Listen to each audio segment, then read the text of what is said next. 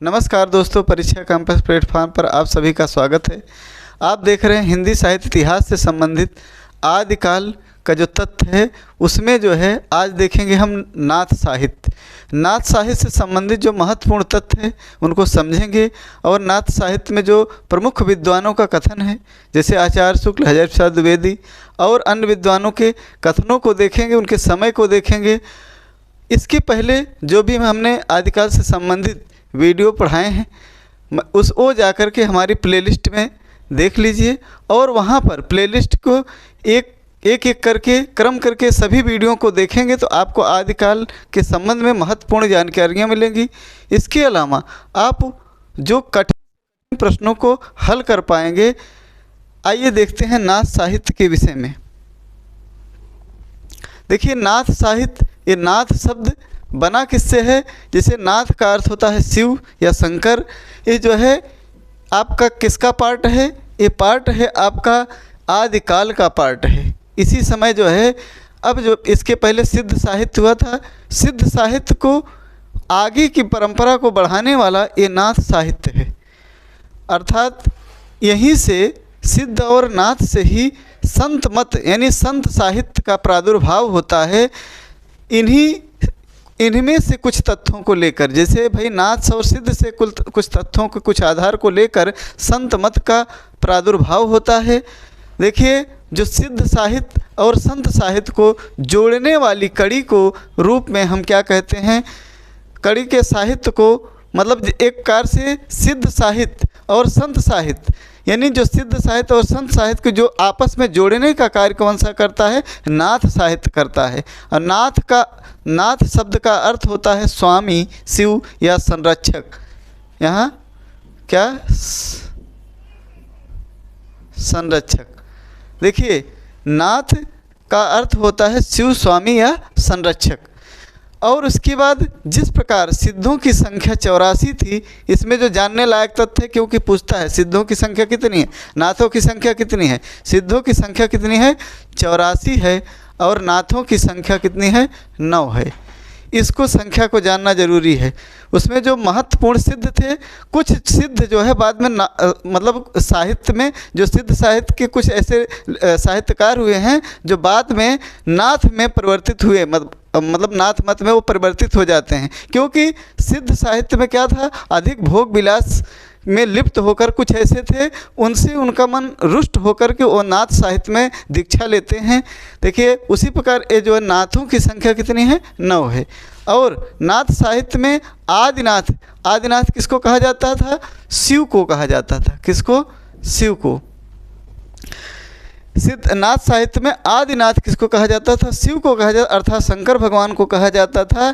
इस संप्रदाय के प्रवर्तक माने जाते हैं गोरखनाथ। यानी नाथ साहित्य, नाथ संप्रदाय के प्रवर्तक कौन माने जाते हैं? गोरखनाथ मानते हैं। कुछ विद्वान मत्स्येंद्र नाथ को मानते जो इनके गुरु थे, इनको मच्छंद्र नाथ या मत्स्येंद्र नाथ कहा जाता था, उनको मानते थे।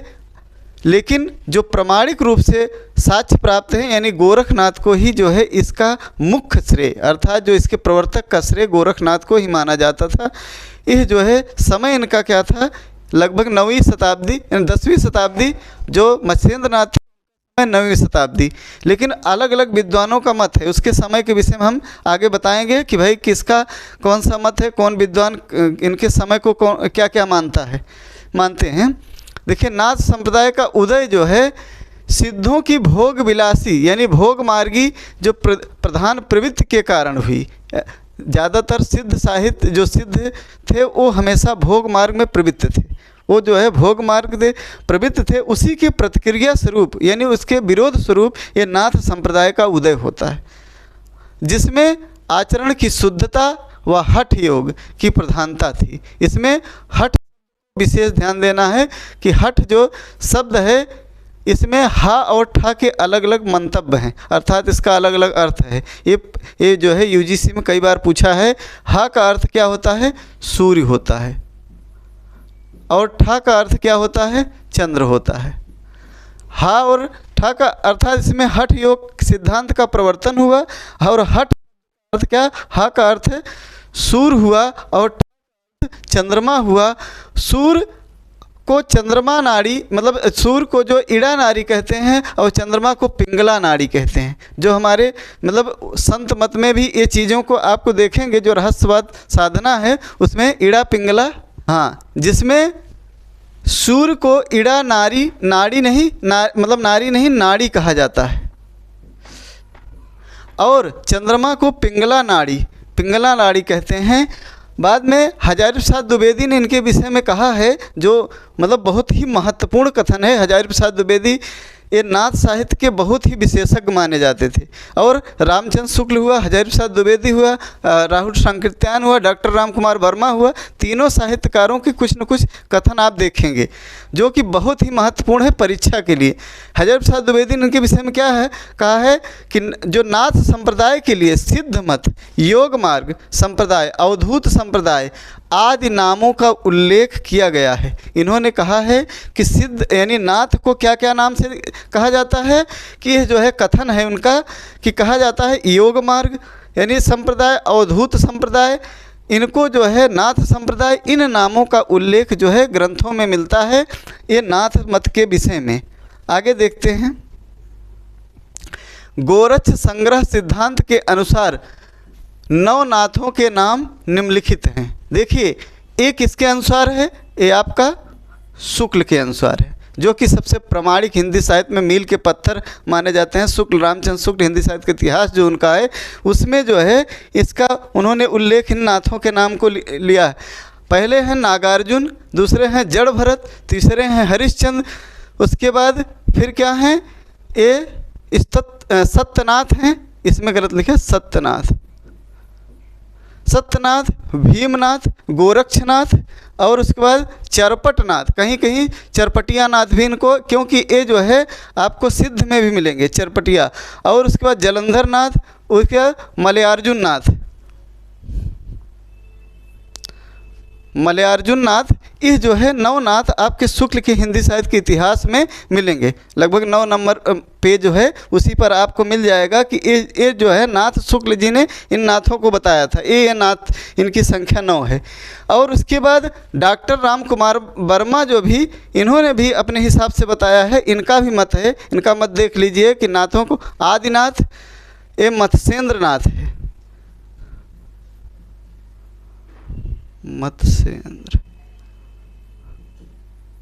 मत्स्येंद्रनाथ, उसके बाद गोरखनाथ, चौरंगीनाथ, चरपटनाथ, उसके बाद फिर गाहड़ीनाथ, भूतनाथ, भरथरी, भूतनाथ को भरथरी भी कहा जाता था, और गोपीचंद, और उसके बाद ज्वालेंद्रनाथ। ये जो है 9 नाथ डॉक्टर राम कुमार वर्मा ने बताया है। उनका जो है अपने इतिहास में इन्होंने 9 नाथों को इस प्रकार बताया था, रामचंद्र शुक्ल ने इस प्रकार बताया, क्योंकि इसमें कभी कभी पूछ लेता था कि वह जो है इसमें कौन से शुक्ल के अनुसार कौन से नाथ थे या नहीं थे। इस प्रकार के प्रश्न पूछे जाते हैं यूजीसी में या जीडीसी में या फिर टीजीटी, पीजीटी, ये सभी परीक्षाओं में पूछे जाने प्रश्न योग्य हैं। आगे देखते हैं। शुक्ल जी ने नाथ साहित्य को साहित्य की कोट में स्थान नहीं देते हैं और लिखते हैं कि जानते हैं कि शुक्ल जी क्या कहते हैं कि जो नाथ साहित्य है वो तो किसी साहित्य को नहीं मानते, यानी जो आदिकालीन साहित्य है लगभग न तो सिद्ध को मानते हैं न नाथ को मानते हैं। देखिए, वो सिर्फ थोड़ा बहुत जैन साहित्य को मानते हैं। जैन साहित्य का, क्योंकि जैन साहित्य में क्या है प्रमाण मिलता है, लेकिन इन सब में प्रमाण नहीं मिलता उस हिसाब से। देखिए, इन्होंने क्या कहा, इसको योग धारा काव्य या साहित्य की कोई धारा नहीं है। ये कहते हैं सिर्फ योग धारा है, मतलब योग की जो एक हट धारा है उसी की ये धारा है, बाकी ये साहित्य की कोट में नहीं आता। शुक्ल जी ऐसा मानते, ये मैं नहीं कह रहा हूँ, शुक्ल जी कह रहे हैं, इस बात को ध्यान देना है।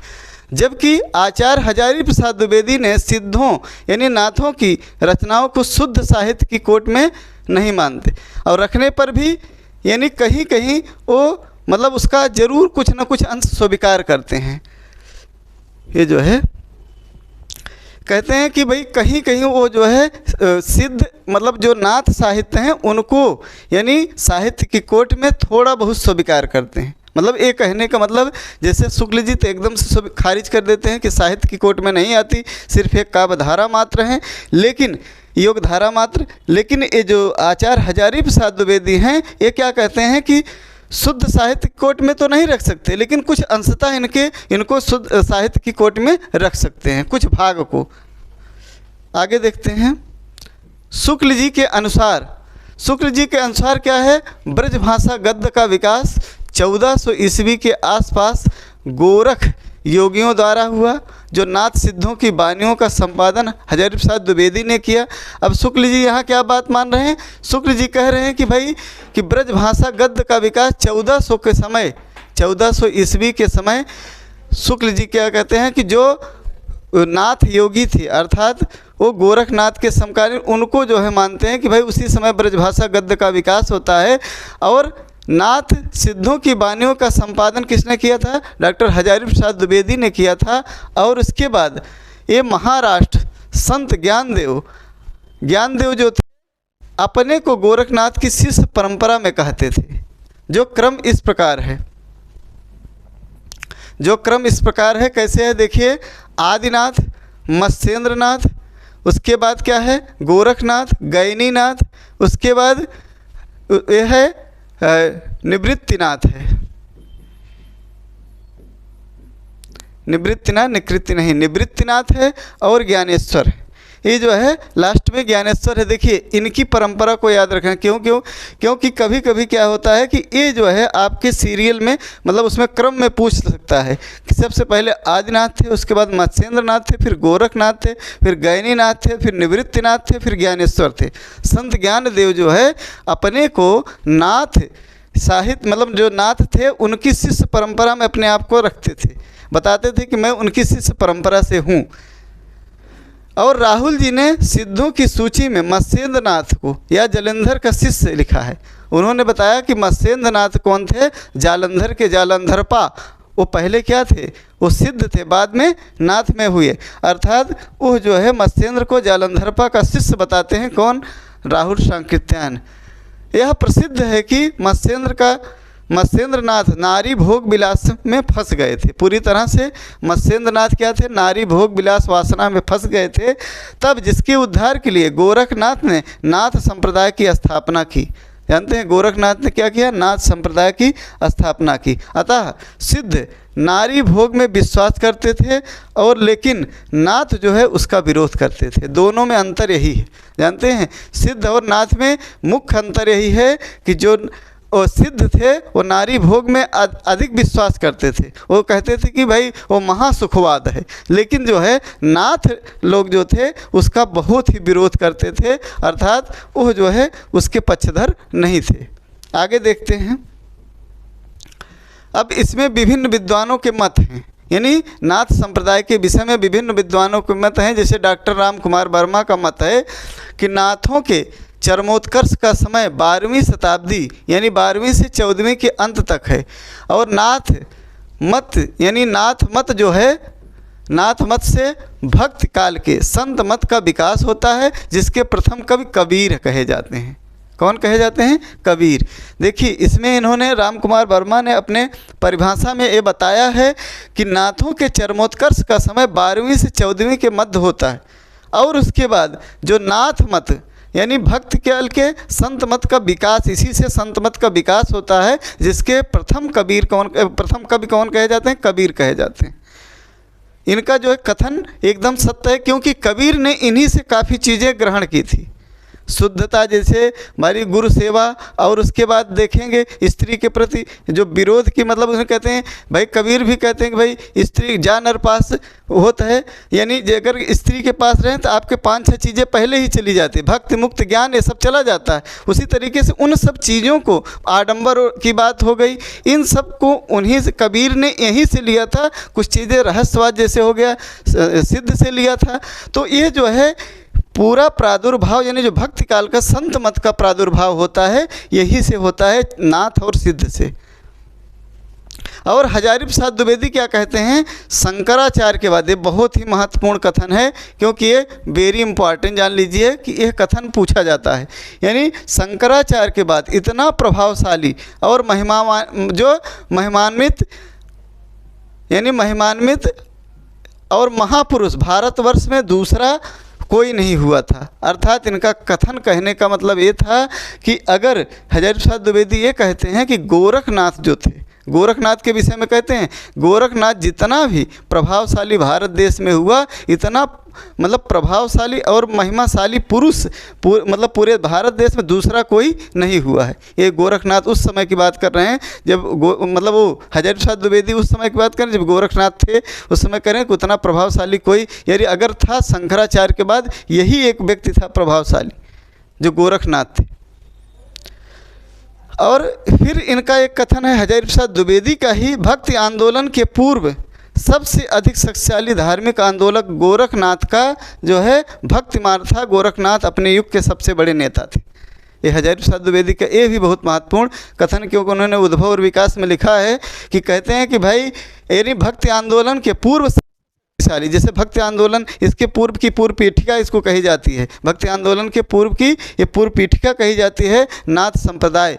तो कहते हैं कि इतना अधिक प्रभावशाली, यानी जो ये धर्म था इसके पूर्व सबसे अधिक धार्मिक आंदोलन गोरखनाथ का ही था। इसके पहले समझ लीजिए कि ये अपने युग के सबसे बड़े नेता कहे जाते थे गोरखनाथ। आज भी इनके मत के अनुयायी कहीं न कहीं आपको मिल जाएंगे, उत्तर भारत में और भी जगह आपको मिलेंगे। और इसके बाद क्या है कि इनका एक कथन और है कि इनकी मतलब जो नाथ साहित्य की सबसे बड़ी कमजोरी जानते हैं, अभी तो उसको चढ़ा रहे थे हजारी प्रसाद द्विवेदी, अब उसको उतार रहे हैं। कहने का मतलब ये है, कह रहे हैं कि नाथ साहित्य की सबसे बड़ी कमजोरी, ये भी हजारी प्रसाद द्विवेदी का कथन है। ये कहते हैं कि इनकी सबसे बड़ी कमजोरी इनका रूखापन है। रूखापन, इसमें सिर्फ हठ योग होकर के रूखापन ही दिखाया जाता था। जो भोग विलास प्रवृत्ति, जो थोड़ा श्रृंगारिकता की प्रवृत्ति इसमें नहीं दिखाई देती, नाम मात्र की भी नहीं है। और इसमें रूखापन जो है, एक रूखापन और गृहस्थ के प्रति अनादर का भाव। जैसे आजकल योगी आदित्यनाथ भी उसी संप्रदाय से दीक्षित हैं, जो है गोरख संप्रदाय से ही वो दीक्षित हैं। तो कह रहे हैं गृहस्थ के प्रति अनादर का भाव था। वो गृहस्थ के प्रति आदर का भाव नहीं, एक अनादर का भाव रखते थे। और इसी ने इस साहित्य को नीरस, लोक विदुष्ट और क्षयुष्ण बना दिया था। हजारी प्रसाद द्विवेदी के कथन है। हजारी प्रसाद द्विवेदी ये बहुत ही बढ़िया बात कहते हैं कि भाई जो नाथ साहित्य की सबसे बड़ी कमजोरी उसका रूखापन था और गृहस्थ के प्रति अनादर का भाव था। इसी ने इस साहित्य को एकदम नीरस, विदुष्ट और क्षयुष्ण बना दिया था। इसीलिए बाद में यह जो है संप्रदाय यानी नाथ संप्रदाय पतन की तरफ चला गया। आज कुछ ही अनुयायी आपको इसके मिलेंगे, बहुत कम ही संख्या में। नहीं तो पहले उस समय इनका बोलबाला था, क्योंकि जानते हैं उस समय कि करामाती साधु की तरह इन लोग जोगी का चोला पहन करके कई राजा मतलब इसमें जा कर के दीक्षा लेकर के जोगी बन जाते हैं, यानी नाथ संप्रदाय में दीक्षित होकर के। जैसे भरथरी को देखेंगे, गोपीचंद को देखेंगे, कई ऐसे राजा थे जो बाद में नाथ संप्रदाय में दीक्षित हो जाते हैं, घर द्वार छोड़ करके चले जाते हैं। इतना प्रभाव था इसका। तो कह रहे हैं अब इनका जो है कथन तीन था, तीनों भी बहुत महत्वपूर्ण थे हजारी प्रसाद द्विवेदी का। अब देखिए अगला कथन है राहुल सांकृत्यायन का, जो भी आदिकालीन साहित्य के बड़े ही विशेषज्ञ माने जाते थे। देखिए नाथों को सिद्धों की परंपरा का ही विकसित रूप माना जाना चाहिए। सही बात है। देखिए ये कहते हैं नाथों को सिद्धों के, इसके पहले सिद्ध से ही नाथ एक प्रकार से विकसित हुआ है, क्योंकि उसी की परंपरा को कई चीज़ें उन्हीं को अपनाया है।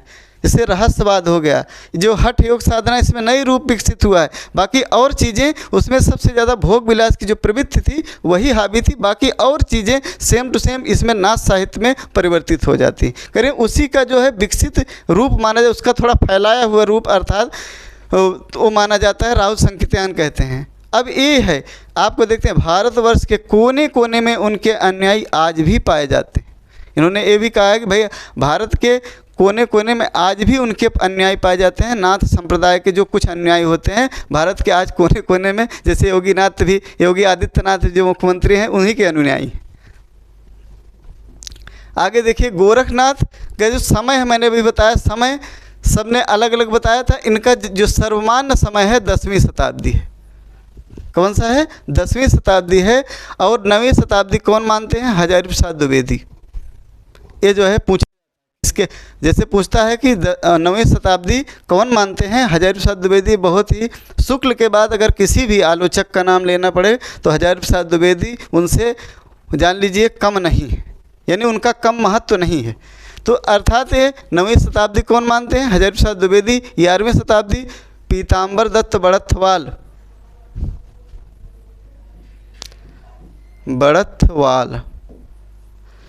पीताम्बर दत्त बड़थवाल जो है 11वीं शताब्दी मानते हैं। 13वीं शताब्दी आचार्य रामचंद्र शुक्ल और डॉक्टर राम कुमार वर्मा मानते हैं।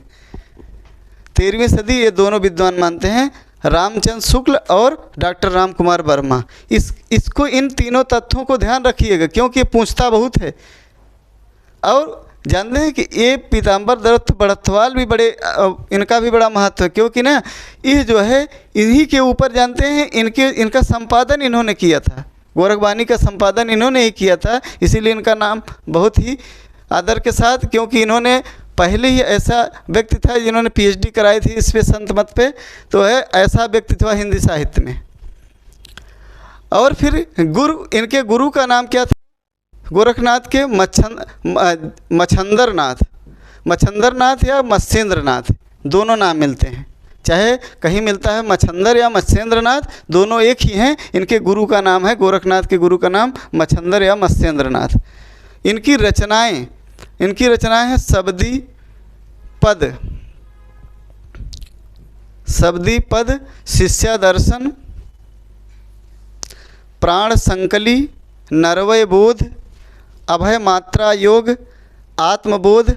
देखिए आत्मबोध 2 लोगों का है। आत्मबोध ध्यान दीजिए, मलूक दास का भी है और किसका है? इनका गोरखनाथ का भी है। इसीलिए कभी कभी लोग कंफ्यूज हो जाते हैं कि आत्मबोध अगर मान लीजिए दोनों ऑप्शन में दे दिया कि इन दोनों सही हैं, तो यही ध्यान दीजिएगा कि भाई आत्मबोध जो है मलूक दास का भी है, गोरखनाथ का भी है।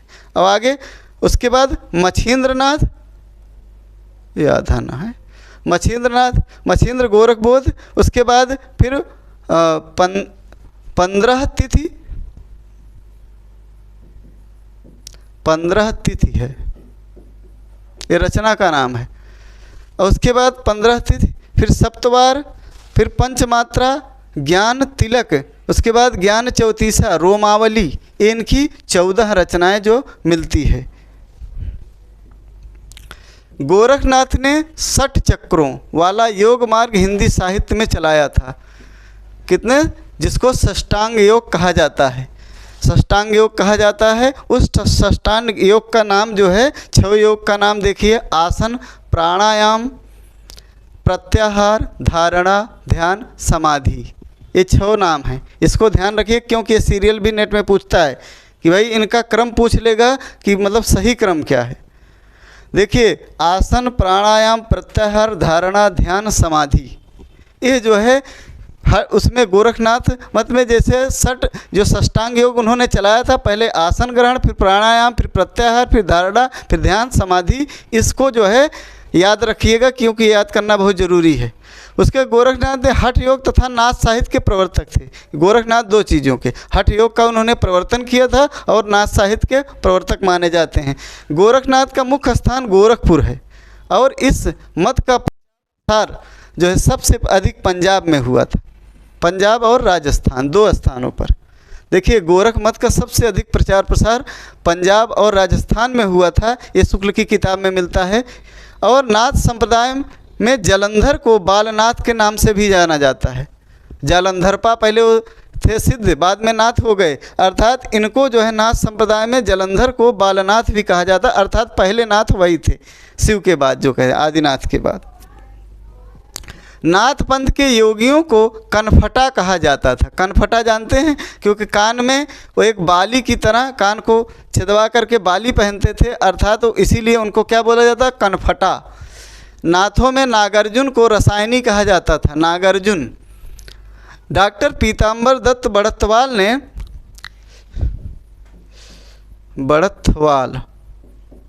डॉक्टर पीताम्बर दत्त बड़थवाल ने गोरखवाणी का संपादन कब किया था? 1930 में। नेट में कई बार पूछा है कब किया था? 1930 ईस्वी में। कह रहे हैं कि डॉक्टर पीताम्बर दत्त बड़थवाल ने कब किया था? 1930 में गोरखवाणी का संपादन किया था। लगभग 40 रचनाओं का संकलन उन्होंने किया था, लेकिन 14 मुख्य रचनाएं जो अभी मैंने पीछे बताया था। प्राण संकली, नरवय बोध, अभय मात्रा बोध, मतलब ये जो रचनाएं मैंने बताया था ये 14 उसकी मुख्य रचनाएं हैं। पीताम्बर दत्त बड़त्वाल ने सबदी को, जो सबदी है, सबदी को गोरख की सबसे प्रामाणिक रचना माना था। क्या सबसे प्रामाणिक रचना माना है? गोरखनाथ को। देखिए ये सब बहुत ही महत्वपूर्ण कथन है। मिश्रबंधु ने गोरखनाथ को हिंदी गद्य का प्रथम लेखक माना है। हिंदी गद्य का प्रथम लेखक किसने? मिश्रबंधु ने गोरखनाथ को हिंदी का प्रथम गद्य लेखक माना है। नागार्जुन, जलंधर, गोरखनाथ ये सिद्ध थे और सिद्धनाथ दोनों थे। बाद में मतलब ये जो है नाथ में परिवर्तित हुए, लेकिन कुछ लोग चरपटिया को भी क्या मानते हैं? नाथ संप्रदाय में मानते हैं।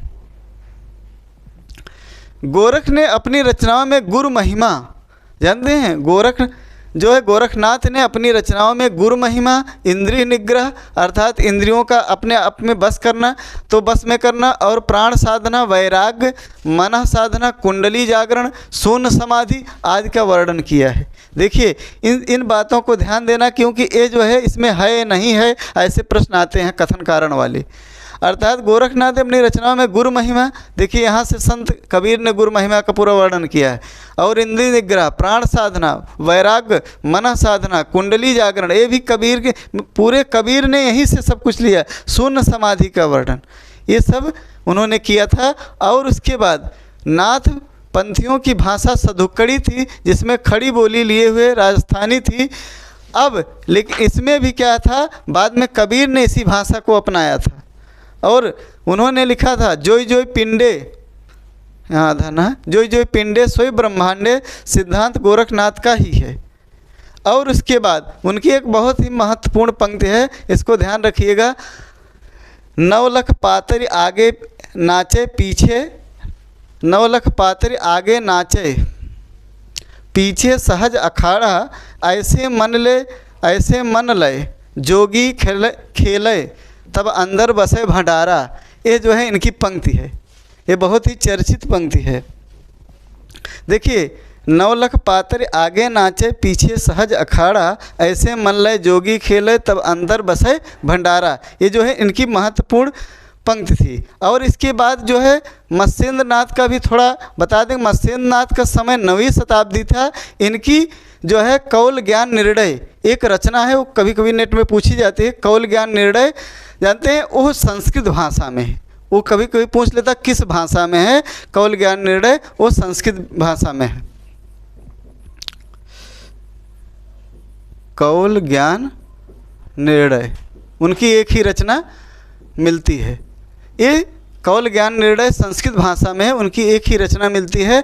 जो मत्स्येंद्र नाथ थे यानी गोरखनाथ के जो गुरु थे, उनकी एक ही रचना जो है कौल ज्ञान निर्णय मिलती है, वो संस्कृत भाषा में है। बाकी आज आपका ये नाथ साहित्य यानी आदिकाल का जो नाथ साहित्य है यहीं पर समाप्त होता है। देखिए इसके इस तरीके के वीडियो पाने के लिए और अगर इसका PDF आप पाना चाहते हैं तो हमारे टेलीग्राम चैनल से जुड़िए और हमारे चैनल यानी परीक्षा कैंपस को लाइक करिए, सब्सक्राइब करिए, कमेंट करिए। मिलते हैं अगले वीडियो में, तब तक के लिए धन्यवाद।